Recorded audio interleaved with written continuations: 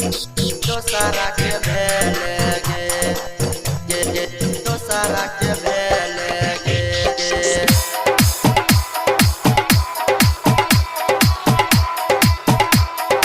Music by Sanjay Samrat।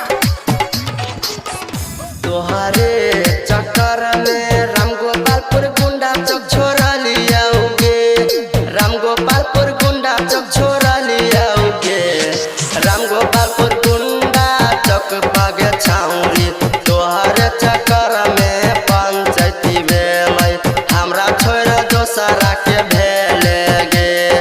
Ramgopalpur गुंडा चौक पागे छाउरी तोहरे चक्कर में पंचायती भेलै हमरा छोड़ दोसरा के भेले गे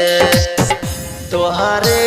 चक्कर में जिला मोहतरी हम घुमलियोगे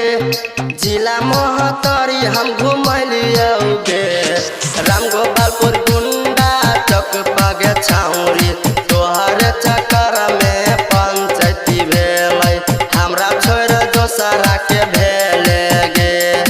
रामगोपालपुर गुंडा चौक पागे छाउरी तोहरे चक्कर में पंचायती भेलै हमरा छोड़ दोसरा के भेले गे दोसरा के भेले गे दोसरा के भेले गे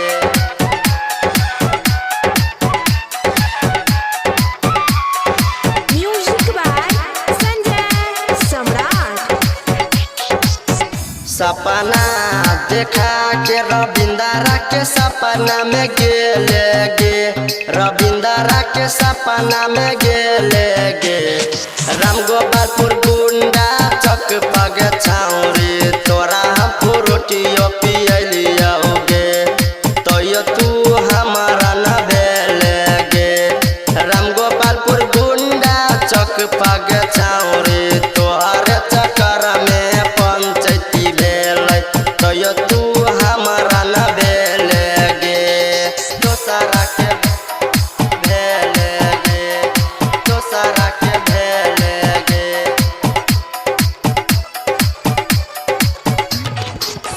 हमारा से वादा करके दोसरा के हाथवा पकड़ ले गे दोसरा के हाथवा पकड़ ले गे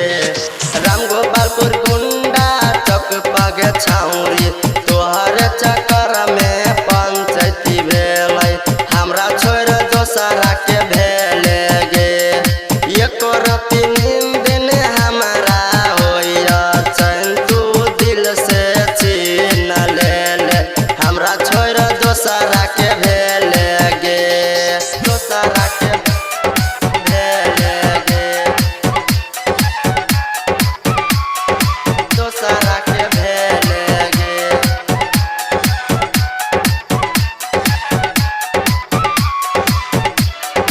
Music by Sanjay Samrat। कहै विजय गायक प्यार के करो से नहीं करी है गे प्यार के करो से नहीं करी है गे राइटर मदन राज नबीनमा धोखा ओकरा तू देलही गे हमरा छोड़ दोसरा के भेले गे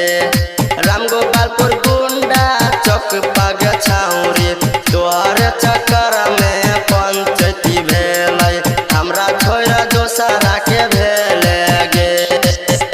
तोहरे चक्कर में रामगोपालपुर गुंडा चौक छोड़ा लियाओगे रामगोपालपुर गुंडा चौक छोड़ा लियाओगे